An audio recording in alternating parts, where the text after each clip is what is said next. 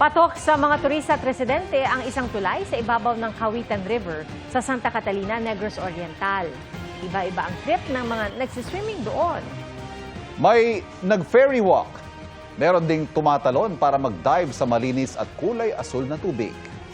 Maraming kabataan ang nagtatampisaw sa tubig at nag-picnic sa mga cottage. At ayon sa mga residente, noon pa man ay naliligo na sila at naglalaba sa tabi ng Cawitan Bridge na itinayo noon pang 1953. Paalala naman ng mga barangay officials para tilihing malinis ang ilog at ang paligid nito. Hirap daw mag-focus sa isang bagay ang 35 years old na businessman na si Carjean. Minsan may kausap siya sa telepono, pero ilang minuto lang magsusulat na siya. Kapag meron akong ginagawa, naghahanap na naman ako ng panibagong gagawin. Habang nagdi-discuss ako sa kausap ko, naiisip ko na naman yung susunod kong gagawin. Ganyan din daw ang TNVS driver na si Crisanto Belista. Nagse-cellphone habang nanonood ng TV o lumilipad ang isip habang kumakain. Minsan naman, hindi mo pala tapos yung ginagawa mo, nag-focus ka na sa iba. Kaya minsan hindi mo natuloy yung ginagawa mo na dapat fokusan mo na muna na matapos mo. Ayon sa isang eksperto, bata man o matanda, posibleng may short attention span. Ang taong hirap mag-focus, tila nahihirapan o walang matapos na mga gawain, lalo na kung mahilig mag-multitask, mahinang memorya o hirap matandaan ang tasks at mabilis mairita o mainis. Maraming factors in terms of mental health pwedeng due to stress, lalo na marami kang iniisip, hindi makapag-focus yung mind mo kasi maraming kailangan asikasuhin. Yung inability to focus can be a symptom of depression, lack of concentration, anxiety. Maaari ring umigsi ang attention span kung kulang sa tulog sa bitamina o nutrisyon o sa exercise. Posible ring makaranas ng short attention span ang mga batang may attention deficit hyperactivity disorder o ADHD. Nakikita ring sanhi ang pagkababad sa gadgets. Yung with the advent of technology, na parang mabilis lahat na yung information in one click nakukuha na kaagad or nakaka-obtain ka na. Payo ng mga eksperto para maiwasan ang short attention span, bawasan ang screen time, maging mindful. Ibig sabihin, take one task at a time. Kung mabigat o marami ang dapat gawin, hati-hatiin ito at live in the present. Tiyaking sapat ang tulog, kumain ng masusustansyang pagkain at mag-exercise. Saka magpakonsulta sa doktor kung kinakailangan. Para sa GMA Integrated News, Katrina Son, nakatutok 24 oras. Ang usapang beauty madalas iniuugnay sa mga kababaihan pero naniniwala si pambansang Ginoo David Licauco na walang pinipiling kasarian to look good and feel good. Ang pogi tips ni David, alamin sa aking chika. Hindi raw dapat accepted ang guys when it comes to looking good. David Licauco swears by the OG ways to look good and feel good. Yung pag-workout, it gives us endorphins. Yeah, yung happy hormones. So for me, it's really part of my routine the past, 10 years to work out every single day in the morning, even twice a day actually. Isinisingit daw talaga ni David ang pagpapapawis kahit busy ang kanyang schedule. I make time. Siyempre, if you want something, we will make time, di ba? To glow outside, kailangan din in-nurture ang inyong katawan on the inside by eating healthy and hydrating. For me, I just drink a lot of water and a proper skincare routine at night. And then vitamins. Lilipad pa Hong Kong si David para sa Independence Day celebration doon, hatid ng GMA Pinoy TV. Excited siyang makabanding ang mga Pinoy doon for a day of fun and entertainment. Siyempre, yung mga OFW na nasa Hong Kong, sana ay makapagbigay tayo ng saya sa kanila dahil siyempre pagod sila sa trabaho, na-miss nila yung pamilya nila. So siguro kapag may pumunta doon na artista o na actor, baka makataste sila ng Philippines somehow, yung glimpse of the Philippines, di ba? Ayun, a slice of hope. Bago yan, lumahok si Pambansang Ginoo sa flag disposal ceremony ng Boy Scout of the Philippines kahapon sa Imus Heritage Park sa Cavite. Bilang isang Scout Ambassador, privilege daw para sa kanya na masaksihan at maranasan ang tradisyong ito ng pagsusunog ng mga lumang watawat ng Pilipinas.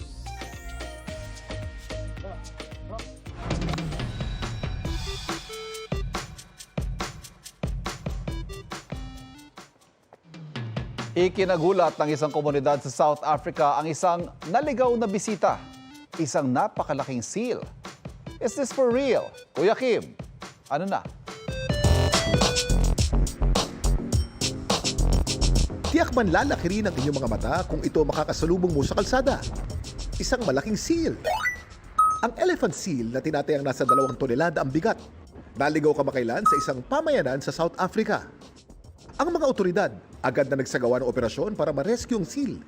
Ligtas daw itong nakauwi sa kanyang tamang address sa dagat. Pero alam niyo ba kung bakit tinawag na elephant seal ang mga seal na ito? Kuya Kim, ano na? Yan ay dahil sa pisikal na anyo. Ang mga lalaking elephant seal kasi may malalaki at mahabang ilong na parang trunk ng elepante. Ginagamit nila ito para gumawa ng malalakas na tunog tuwing breeding season. Malalaki rin ang mga seal na ito. Maaari sila lumaki ng hanggang 20 feet. Ang mga Virunga leonina o southern elephant seal na nakatira sa sub-Antarctic and Antarctic waters ang tinuturing na pinakamalaking seal sa buong mundo. Laging tandaan, importante ang may alam. Ito po si Kuya Kim at sagot ko kayo.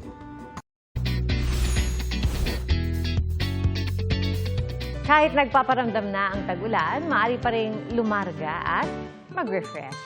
At kung dadayo po sa norte, may mga lugar pa rin na swak sa mga nais takasan ng init. Pumasyal na tayo dyan sa pagtutok ni Darlene Kai. Init na init? Sa Ilocos Norte, you can beat the heat. Sa bayan ng Tingras, perfect pampapresko ang Madongan Dam. Kahit sino mag-e-enjoy magbabad sa mababaw at malinaw na tubig. Hindi pa mag-aagawan ng magandang spot para sa picture taking sa lawak ng mala waterfall na tubig. May marirentahan pang mga kubo na perfect para sa food trip pati sa trip lang umidlip. Sa bayan ng Adams, family man of friends, masusulit ang pagtampisaw sa Bola River. Refreshing ang malamig at napakalinis na tubig sa ilog. Mababaw lang din ito kaya kid-friendly. At kung feeling adventurous, pwedeng mag-cliff diving. Kapag nagutom, pwede ring mag-picnic sa mga marirentahang kubo. Sa bayan ng Burgos, kahit hindi magpatangay sa agos, refreshing na sa mata ang picture-perfect vista ng West Philippine Sea mula sa pamosong lighthouse o parola sa Cape Bohiador. Nasa tuktok ito ng Borol, pero kung takot sa heights, pwede ring bumaba at tumambay sa rock formation sa tabing dagat. Kahit tirik ang araw, refreshing pa rin dahil mahangin. Pwede pang magtampisaw sa tubig sa pagitan ng naglalakihang mga bato. Kung di naman feel mag-swimming, pwedeng mag-chill lang sa mga kubo. Walang entrance fee pero bawal magkalat ng basura para mapanatili ang kalinisan. O, saan tayo sa susunod na pasyal o food trip? I-share nyo na sa 24 Oras Weekend page ang inyong travel at food adventures. Para sa GMA Integrated News, Darlene Kai, nakatutok 24 oras.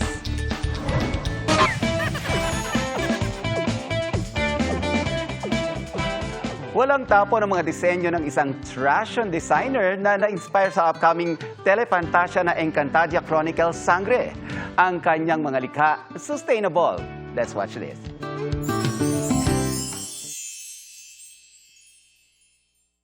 Ang sabi nila, may pera sa basura. Pero para kay Yus Cooper Purple de Viri, ang basura pwedeng ipang aura, avisala. Via Ivo Messi, talaga namang powerful ang ipinamalas niyang husay. Ang kanyang mga obrang sangre costume na singkinang ng mga brilyante ng Encantadia, eco-friendly. Yari ito sa mga recycled material gaya ng mga plastic ng instant coffee, shampoo at chichirya. Saktong-sakto sa nalalapit na pagsisimula ng Encantadia Chronicles Sangre. Laking kalsada raw si Yus Cooper Purple na ang pangarap maging isang fashion designer. Pero dahil sa hirap ng buhay, tila naging imposible na ito para sa kanya. Kung kaya't naisipan na lang niyang gumamit ng mga basurang nakikita sa kalsada para lumikha ng mga kasuotan. Ang kanyang sangre-inspired designs nakatakdang itampok sa isang fashion show na gaganapin bukas sa Marikina. Trash yun? No! It's fashion na sinamahan ng matinding passion. Ang mga pagkaing-hain ng bawat lugar sangkap nila para makaengganyo ng mga turista. Ito ang recipe ng Department of Tourism para mas makilala ang mga putaheng ipinagmamalaki ng Malabon. Maki-food crawl tayo sa Malabon sa pagtutok ni Nico Wahe. Sa mga turistang pumupunta sa Pilipinas, hindi lang naman magagandang tanawin ang pakay nila.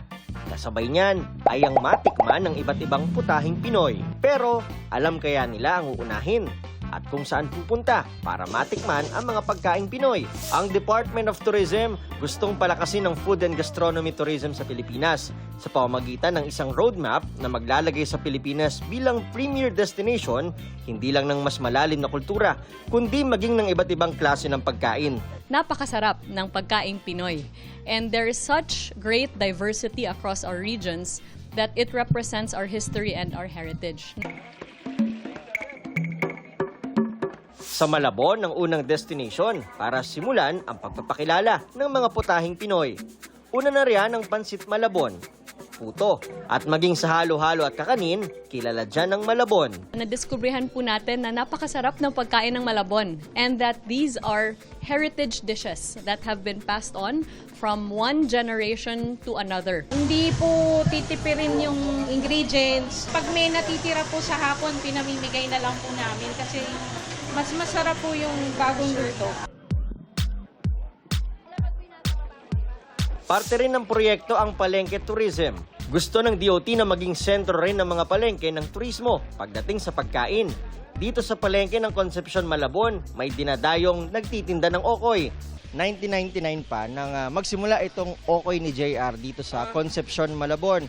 Ang sikreto daw kung bakit ganito nakatagal at tinatangkilik itong okoy ay itong dough na ito.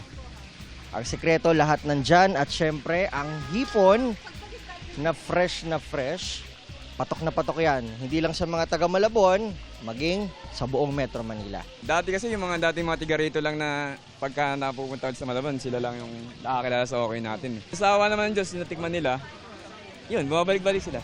Medyo matagal na rin naman tong food crawl namin. Marami na rin nagpupunta. Yung mga pagkain dito has been around for so many centuries. Nag-ibang-ibang iteration na siya. Pero the basic, ano pa rin is masarap, malinamnam. Sa bawat kain natin ng pagkaing Pinoy, hindi lang naman linamnam ang na-experience natin, kundi maging kultura at kasaysayan, nakaakibat ng bawat lasa. Para sa GMA Integrated News, Nico Wahe, nakatutok 24 oras.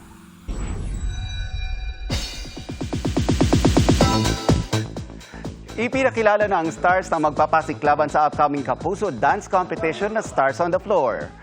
Ready nang humataw ang celebrity dance stars kung saan kabilang sina Glyza De Castro, Rojan Cruz, Faith Da Silva, Thea Astley at Vision member na si Patrick. Handa na rin ang killer moves ng makakasama nilang digital dance stars. Kasama dyan sina Sus Collins, Dasuri Choi, JM Yuberi, Kakay Almeda at Joshua Decena. Ang kolaban nila sa Stars on the Floor mapapanood na this June 28.